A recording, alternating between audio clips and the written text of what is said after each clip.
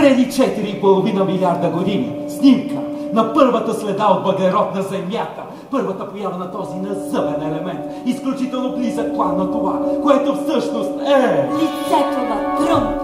Когато прочетох за първи път пиесата "Въглерод", първо ми направи впечатление всъщност колко е абсурдна. Направих асоциация с живота, който живеем и че може би всеки един от нас живее в собствената си реалност и изключва може би истинската, заобикалящата го реалност.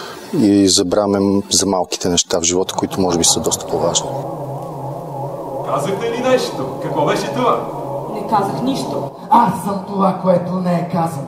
Аз съм чудовище, носещо се над вас и всичко останало. Аз съм всичко, което е останало в дробовете ви и се плъзгам наоколо, разпространявайки тревога в въздуха.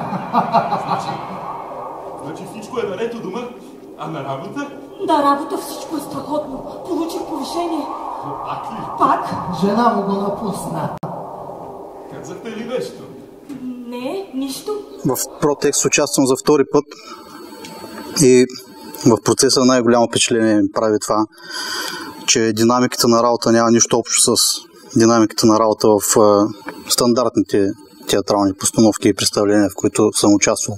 Всички заставате на челна стойка, само да не кажете извънземното. Защото ако е извънземно, значи всичко е свършено, така ли е? Ако е извънземно, значи сме загубени. Да, извънземно означава нещо различно от нас. Безвъзвратно, няма надежда в тази дума, но трябва да опитаме да разберем, за да оцелеем.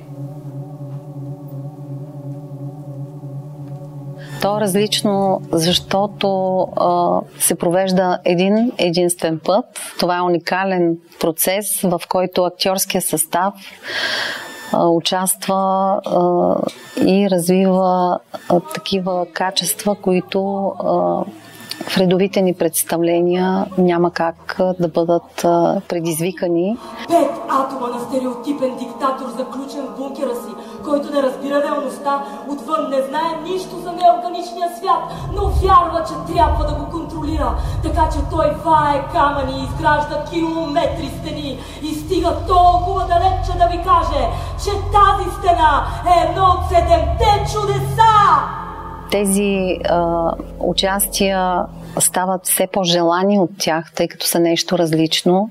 Доста освобождаващо за актьора.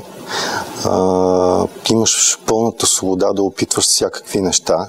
Доста различно от типичния театрален процес, през който минаваш за създаването на една театрална пиеса. Координирана работа, целенасочена за кратък период от време. Имаше погребение. Помниш ли погребението? Не. Помниш ли кой беше там? Помниш ли дали си плакал? Спри. Опитай се да си спомниш, моля те. Спомням си, че тя се върна от дома. Беше ли щастлив, когато отиваше да я вземеш? Стига с въпросите, е достатъчно.